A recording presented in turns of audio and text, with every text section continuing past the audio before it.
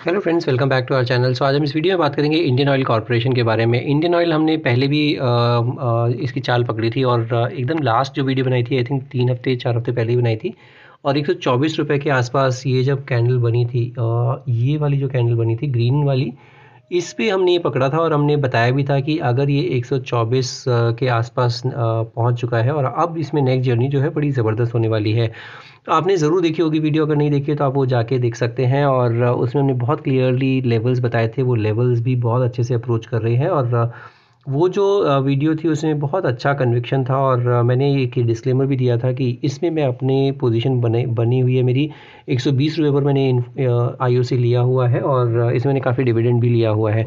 तो ये मेरी पुरानी पोजीशन है आईओसी की और अब जो है इसमें अच्छे दिन लौट के आए हैं, मैं ये बोल सकता हूँ। और ज़बरदस्त एक चार्ट पैटर्न बना हुआ है, जबकि एक बुरी न्यूज़ भी आई थी आईओसी में या फिर किसी भी ऑयल मार्केटिंग कंपनी में कि 10 रुपये तक पेट्रोल और सस्ता हो सकता है और उसके लिए आधा जो भार होगा वो कंपनी वहन करेगी और आधा भार सरकार वहन करेगी। तो ये एक नेगेटिव न्यूज़ थी, ये बिल्कुल एक डेंट आना चाहिए था, बट उसके बावजूद भी इतना ज़बरदस्त चार्ट बना हुआ है कि इसका भी कोई इफ़ेक्ट नहीं आया है। Not only IOC but HP, BP, IOC तीनों में ही बहुत अच्छे चार्ट पैटर्न्स बने हुए हैं। आपने ज़रूर देखा होगा इसी तरह के चार्ट पैटर्न्स हमने पहले भी पकड़े हैं और हर वीडियो में मैं आपको कोई ना कोई ज़बरदस्त आइडिया बताता हूँ और जिसमें बहुत ही अच्छे जो है सिग्नल्स आते हैं और अच्छा पैसा बन भी रहा होगा। आई एम श्योर अगर बन रहा है तो ज़रूर मुझे बताइएगा और ये मोटिवेट करता है इसी तरह के सस्टेन्ड एफर्ट लगाने के लिए। आप मेरे चैनल पर अगर नए हैं तो बिल्कुल चैनल सब्सक्राइब कर लीजिए और बेल आइकन दबाना बिल्कुल मत भूलिएगा, सो दैट जब भी मैं कोई नई वीडियो डालूँ तो आपको सबसे पहले नोटिफिकेशन आ जाए। आपने जो इंडियन ऑयल कॉर्पोरेशन का जो चार्ट है, ये मैंने डेली का चार्ट आप लोगों के सामने लगाया हुआ है और डेली के चार्ट पे अगर आप देखते हैं तो एक आज भी अच्छी ग्रीन कैंडल बनी है और आज भी 4.25-4.5% चला है, जो कि मार्केट रेड में क्लोज हुआ है। बट आईओसी का चार्ट जो है वो बहुत ही ज़बरदस्त दिख रहा है।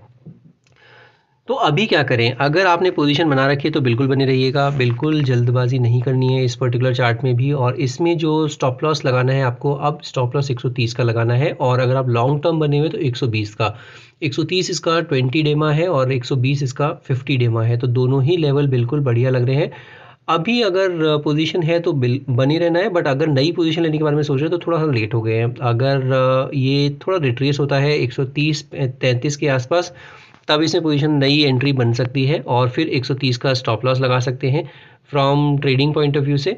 और अभी इसमें बिल्कुल पोजीशन बनी है तो ट्रेल करते रहिए और बिल्कुल जल्दबाजी नहीं करनी है। 135 अगर आपने हाल फिलहाल में ही आज या कल में ही पोजीशन बनाई है और जो इसमें स्टॉप लॉस आप लगाना चाहते हैं, नज़दीक का स्टॉप लॉस इसमें लगाना चाहते हैं तो 135 का स्टॉप लॉस लगा लीजिएगा। थोड़ा सा स्विंग ट्रेडिंग के पॉइंट ऑफ व्यू से लिया हुआ है और थोड़ा नीचे लिया हुआ है तो फिर 130 का स्टॉप लॉस, और अगर आप बहुत पुराने बने हुए हैं मेरी तरह तो 120 का स्टॉप लॉस। जो मैंने 120 पे लिया हुआ है इसमें कम से कम मेरे को अभी याद तो नहीं है कि कितना मैंने डिविडेंड ले लिया होगा, कम से कम 30-40 रुपये का डिविडेंड मैं ऑलरेडी ले चुका हूँ इसमें। तो वो भी एक ध्यान रखने वाली चीज़ है कि मेरे पास जो भी स्टॉक्स हैं वो ऑलमोस्ट अभी 80 रुपये के आसपास की खरीद होगी, क्योंकि डिविडेंड अगर मैं निकाल लेता हूँ तो ये डिस्क्लेमर है। तो ये जो भी मैं आपको इस वीडियो में बता रहा हूँ बिल्कुल अपने फाइनेंशियल एडवाइजर से डिस्कस करके ही कोई व्यू लीजिएगा, अदरवाइज़ नहीं, क्योंकि मेरा इसमें वेस्टेड इंटरेस्ट है। आरएसआई अगर देखते हैं डेली के चार्ट पर तो 77 का आरएसआई है। वॉल्यूम बड़े ज़बरदस्त बन रहे हैं, जब भी ऊपर जा रहा है तो वॉल्यूम बन रहे हैं, नीचे आ रहा है तो वॉल्यूम घट जा रहे हैं। तो ये एक अच्छा इंडिकेशन है किसी भी चार्ट पैटर्न्स को पढ़ने के लिए। एक बार वीकली के चार्ट पर भी देखते हैं वीकली पर कैसा पॉइज्ड है। और वीकली के चार्ट पर आप देखेंगे वीक ऑन वीक बड़ा ज़बरदस्त इसमें ट्रैक्शन आ रहा है और इसी वजह से इसमें आपको देखने को भी मिलेगा कि 113 का स्टॉप लॉस हो जाता है अगर आप लॉन्ग टर्म बने हुए हैं और 100 रुपीज़ का स्टॉप लॉस हो जाता है अगर आपने बहुत ही पुरानी पोजीशन ले रखी है। तो वीकली के चार्ट पर आप देखेंगे तो 87 का वीकली का चार्ट पे आरएसआई है, जो कि बहुत ही ओवरबॉट सिचुएशन में बता रहा है इसको, और हो सकता है इसलिए मैं बोल रहा हूँ थोड़ा नीचे भी आ जाए। तो थोड़ी जो रैली चल रही है अभी, रैली में बिल्कुल अभी बढ़ चढ़कर इसमें नहीं जाना है या किसी भी स्टॉक में बढ़ चढ़कर पैसा नहीं लगाना है। अभी हो सकता है थोड़ा सा करेक्शन आ जाए और करेक्शन पे आप कोई भी पोजीशन लेंगे तो वो बहुत अच्छा होगा। जैसे मैंने निफ्टी का एक मैंने बताया था लॉन्ग डेटेड ऑप्शन ले रखा है, वो लिक्विडेट कर लिया था और अब मैं फिर से उसमें वेट कर रहा हूँ कि कब नीचे आएगा और फिर मैं उसमें एंट्री करूँगा। तो वो एक ऐसे बिल्कुल ऐसा नहीं करना है कि आज ही के आज सारा पैसा लगा देना है, तो वो एक ध्यान रखने वाली चीज़ है। और जो थोड़े से डिफेंसिव स्टॉक्स हैं उनमें पैसा लगाना है। जैसे आईओसी एक अच्छा स्टॉक लग रहा है उस पॉइंट ऑफ व्यू से, ज़्यादा चला नहीं है, जितनी भी रैली हुई है अभी ज़्यादातर स्टॉक्स 52 वीक हाई पर है और अभी भी इसमें दमखम लग रहा है। तो ये एक ध्यान रखने वाली चीज़ है। वीकली के चार्ट पर बिल्कुल ओवरबॉट सिचुएशन में चला गया है, तो थोड़ा सा वेट कर लीजिए, नीचे आए तो उसके बाद पोजीशन बनाने के बारे में सोच सकते हैं। एक बार मंथली के चार्ट पर भी क्विकली देख लेते हैं और वहाँ पर आपको दिखेगा कि किस तरह का ट्रैक्शन देखने को मिला है। 113 का जो ये ब्रेकआउट आया था, ये 113 का ब्रेकआउट बड़ा ज़बरदस्त ब्रेकआउट था और इसके हिसाब से भी अगर आप देखते हैं तो आपको देखने को मिलेगा 180-200 रुपये तक की चाल आनी चाहिए थी। तो अभी बिल्कुल इंटैक्ट है वो टारगेट। अगर ये एक लास्ट पड़ाव देखने को मिल रहा है इसमें जो है 150 के आसपास, 150 155 के आसपास, 150 अगर तोड़ देता है तो ये कब का ब्रेकआउट माना जाएगा? ये ब्रेकआउट होगा ऑलमोस्ट 2017 का ब्रेकआउट।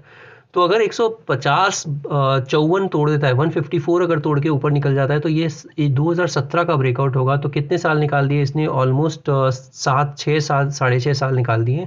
6.5 साल पुराना अगर ब्रेकआउट आता है तो बिल्कुल इसके मायने हैं और बिल्कुल इसमें अच्छी चाल देखने को मिल सकती है। अगर ये ब्रेकआउट आता है 150-55 के ऊपर तो फिर इसमें क्या नेक्स्ट टारगेट ओपन होंगे? इसके बाद इसके नेक्स्ट टारगेट जो ओपन होंगे वो होंगे ऑलमोस्ट 250 रुपये तक के। तो 150 पहला हर्डल है टारगेट के पॉइंट ऑफ व्यू से, और इसको 150 निकल जाता है तो 180 200, और 200 निकल जाता है तो फिर एब्सोल्युटली इसमें जो नेक्स्ट टारगेट निकल के आएगा वो आएगा 250 रुपये तक का। तो इसमें आपको लंबे बने रहना है और स्टॉप लॉस के साथ बने रहना है। अगर बहुत पुराना आपकी पोजीशन है या कुछ आपने ले रखी है पोजीशन तो 113 रुपये का स्टॉप लॉस लगा लीजिएगा, जो कि इसमें ब्रेकआउट आया था 2019 का। तो 4-4.5 साल पुराना जो ब्रेकआउट था, ये ब्रेकआउट बहुत इंपॉर्टेंट ब्रेकआउट था और इसके बाद ही इसमें चाल आनी शुरू हुई है और तेज़ी से चाल आई है और बहुत कन्विक्शन के साथ ये ब्रेकआउट आया है। हालांकि मंथली के चार्ट पर देखते हैं तो वहाँ पर भी 80 का आरएसआई है, तो वहाँ पर भी ओवरबॉट सिचुएशन दिखा रहा है। तो हो सकता है थोड़ा सा रिट्रेस होने के बाद फिर चले। तो वो मैं आपको बार बार बताता हूँ, जो भी स्टॉक इतना तेज़ी से चलता है और ओवरबॉट सिचुएशन में पहुँच जाता है तो कैचअप करता है 20 डेमा को। 20 डेमा इसका जो मैंने बताया आपको 20 डे एक्सपोनेंशियल मूविंग एवरेज है 130 के आसपास। तो 130 के आसपास मिले तो बहुत अच्छा वो लेवल होगा लेने के लिए, और 120 का स्टॉप लॉस लग जाएगा और फिर उसमें बने रहा जा सकता है। तो जल्दबाजी कुछ नहीं है, मार्केट में बहुत सारे स्टॉक्स हैं, ये भी एक स्टॉक है जहाँ पर कि आप की पोजीशन है तो बने रहिए। हालांकि डिस्क्लेमर का ध्यान रखिएगा, जैसे मैंने बताया कि मेरी पोजीशन है आईओसी में भी और मैं इसमें बिल्कुल जल्दबाजी में निकलने वाला नहीं हूँ। हाई डिविडेंड पेइंग ऑर्गेनाइजेशन है जहाँ पर कि आपको एफडी से अच्छा रिटर्न मिल जाता है डिविडेंड के पॉइंट ऑफ व्यू से ही, और पैसा तो बढ़ ही रहा है और स्टॉक तो बढ़ ही रहा है और कंपनी अच्छा कर ही रही है आज की तारीख में। इसी तरह से हमने जितने भी स्टॉक्स के बारे में बात की थी, पहले एचएएल के बारे में बात की हो, येस बैंक आपने देखा होगा, येस बैंक पे हमने बात की थी और कन्विक्शन के साथ 26 रुपये का टारगेट बताया था। 26 रुपये का टारगेट मुकम्मल हुआ और फिर थोड़ा सा नीचे आया है, बट अभी भी 26 के आसपास ही खड़ा हुआ है। अब नेक्स्ट जो पड़ाव देखने को मिलेगा 26 को क्रॉस करके अगर रुकता है तो 30 रुपये का टारगेट, और 30 भी निकल जाता है तो फिर 42 रुपये तक का टारगेट इसमें येस बैंक में। सूजलॉन भी अभी वहीं पर ही घूम रहा है, तो बिल्कुल उसमें एक्यूमुलेट कर सकते हैं। सूजलॉन में मैंने भी एक्यूमुलेट करना स्टार्ट किया है थोड़ा थोड़ा करके, बहुत ज़्यादा नहीं पैसा लगा रहा मैं उसमें, थोड़ा थोड़ा करके। तो ये डिस्क्लेमर मैं हर वीडियो में देता रहता हूँ जहाँ जहाँ पर भी मैंने पोजीशन बनाई होती है, तो ये एक डिस्क्लेमर की तरह आप ले सकते हैं। इसी तरह के इंटरेस्टिंग आइडियाज़ देखने के लिए आप चैनल ज़रूर सब्सक्राइब कर लीजिए और बेल आइकन दबाना बिल्कुल मत भूलिएगा। और अगर आपको वीडियो पसंद आ रही हो, कुछ सीखने को मिल रहा हो, तो ज़रूर मुझे मोटिवेट कीजिए by liking my videos and sharing it with your friends and family as well. आज की वीडियो में सिर्फ इतना ही। Will see you in the next video. Thank you so much for watching this video.